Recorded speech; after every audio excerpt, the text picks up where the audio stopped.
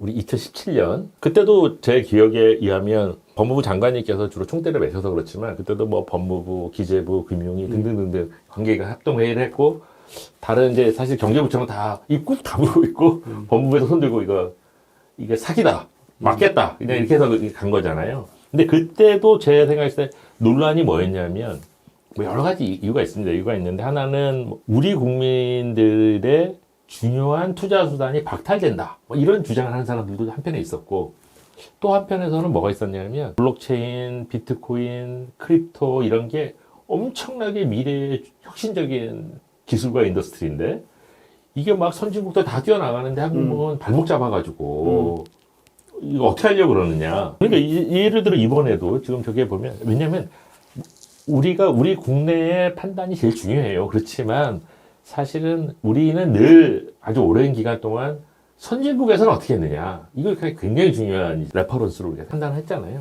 이게 지금 뭐 거의 주요한 선진국들, 미국도 그렇고, 뭐 유럽의 여러 나라들도 그렇고, 캐나다도 그렇고, 또 현물 ETF 막 하는데 한국만 이거 안 하면 혹시 이거 이 신기술 신산업에서 한국 정부가 너무 소극적으로 해가지고 우리만 혹시 뒤처지는 거 아니야? 이제 이런 비판들이 있을 것 같거든요. 이런 거에 대한 비판에 대해서는 좀 어떻게 대처를 합니까? 이렇게 생각하면 될 것 같아요.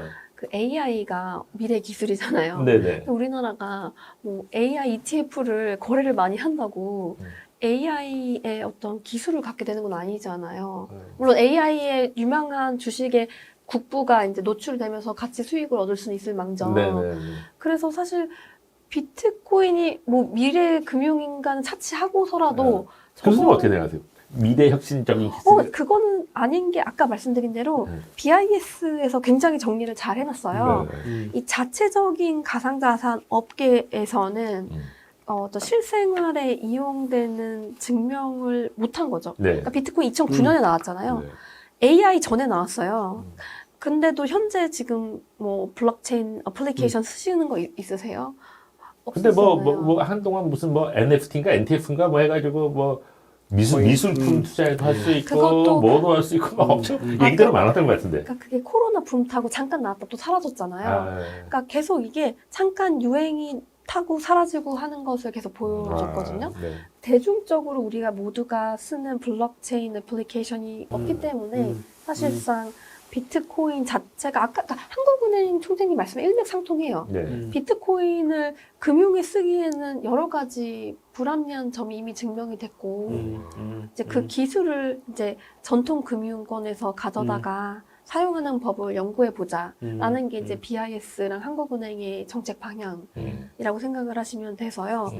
그러면 만약 우리나라 이제 금융투자업자들이 비트코인 현물 ETF를 발행했을 때 우리나라 금융투자업계의 경쟁력이 증가하는가에 대한 논의가 있어야겠죠. 근데 우리나라 금융투자업자들이 그러니까 비트코인이 전체 글로벌 자산의 1%가 안 되는데 저거 하나 잘한다고 글로벌 경쟁력이 생기겠느냐.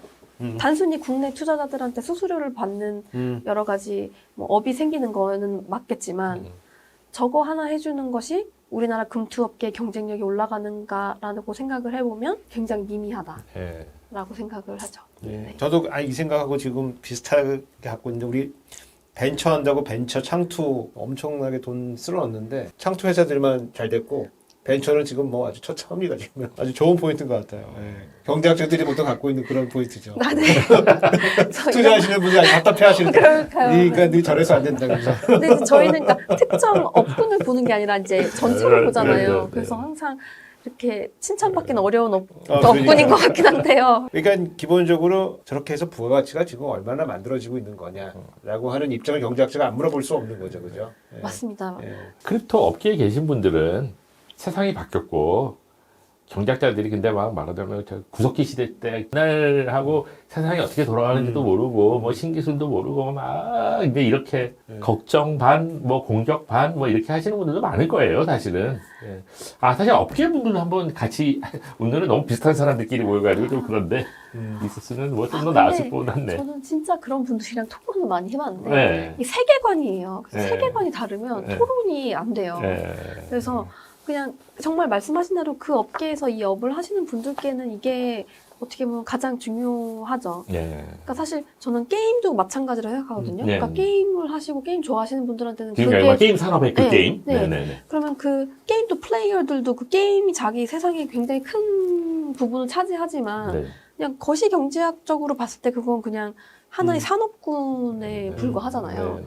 그러니까 그래서 그분들이 제시하시는 여러 가지 비전은 네. 이미 실현이 안 됐다는 거는 우리가 두 번의 사이클을 겪으면서 이미 봤거든요. 네. ICO 붐이랑 네. 코로나 붐, 이 두 네. 가지를 겪으면서 이미 네.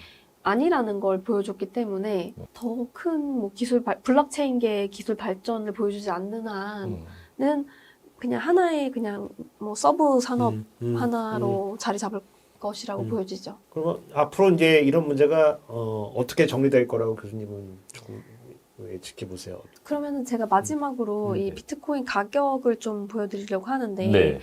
이제 비트코인 가격은 음. 완전히 전통 금융 시장이랑 거의 유사하게 움직인다고 보시면 돼요. 그러니까 주식보다 더 리스키한 에셋이라고, 그러니까 성장주보다 더 빨리 떨어지고 빨리 올라요. 네. 그래서 사람들이 이게 공급량이 제한되어 있기 때문에 디지털 금이라고 주장을 많이 했거든요. 네네네. 근데 가치 저장 수단 뭐 네, 이런 맞습니다. 거죠. 네. 네. 근데 금이 되려면 마켓이 붕괴할 때 가격 방어 기능이 있어야 돼요. 근데 비트코인의 가격은 이미 가격 방어 기능이 없다는 걸 보여줬거든요.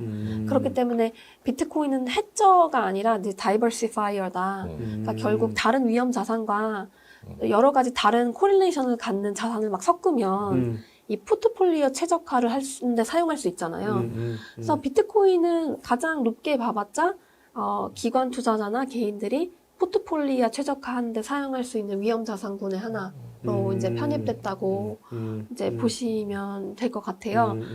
교수님 이게 지금 보여주신 게 이제 이 비트코인 가격인데 다른 코인들은 이거보다 더 심하게 뛰기를 하는 거죠? 네, 맞습니다. 네. 네. 그래서 이제 비트코인은 가상자산 업계의 약간 삼성전자 같은 주식이에요. 네네.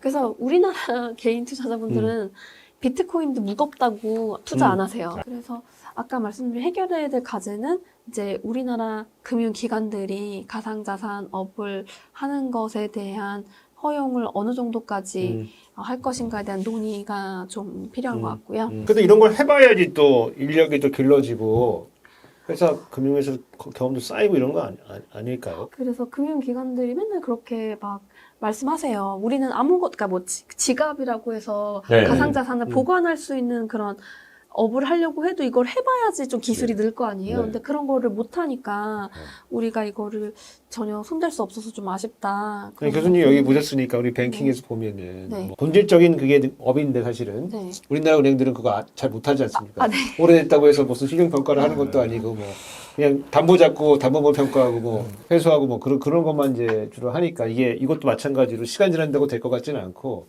조금씩 열어줘야지 이걸 하면서 금융기관들도 경험이 쌓이고 더 앞으로 나갈 수 있을 것 같은데. 근데 되게 진짜 맞는 말씀인 것 같은데요. 그런 측면에서 뭐 이렇게 업계랑 그런 뭐 규제 당국 간의 소통이 좀 더 많으면 그런 방향으로 가지 않을까. 보도에 의하면 이제 미국의 여러 자산 운용사들, 네. 글로벌 네. 플레이어들 거기 보면 이제 이거 대표적으로 비트코인 현물 ETF를 밀었던 게 블랙록이고, 근데 뭐 넘버 2라고 우리가 이제 보통 얘기하는 뱅가드 그룹 같은 경우는 네네. 안 참여 안 하고 뭐 네네. 입장이 다르잖아요. 네네네. 그럼 혹시 한국에서도 이 굉장히 적극적으로 여기 뛰어들고 싶어하는 데가 따로 있고 뭐 조금 소극적인 데가 있고 약간 뭐 이런가요? 아니면 전반적으로 한국의 금융기관들은 약간 이쪽 부분을 뭐 미국처럼 세게 해보고 싶은 데가 있지 않은가요? 어떤가요? 근데 이제 그 코로나 보면은 이 가격을 보시면 네. 이게 비트코인 가격이 네.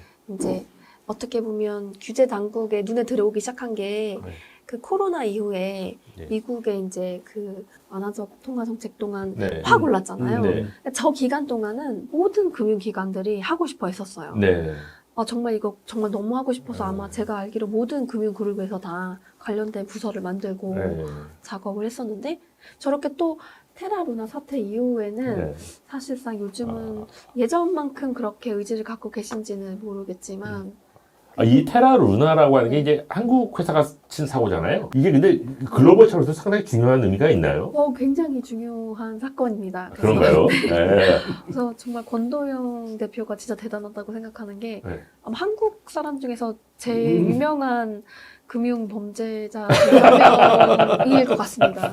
네. 네. 그래서 사실 그 테라루나 사태가 가상자산 업계에 어떻게 보면 연쇄적인 파산을 가져온 시초가 된 사건으로 보여지고 저 이후에 연쇄적으로 파산해서 FTX까지 연하게 되는 사실 원인을 제공했다고 보시면 될 것 같아요. 근데 최근에 또 다시 상당히 많이 올랐네요.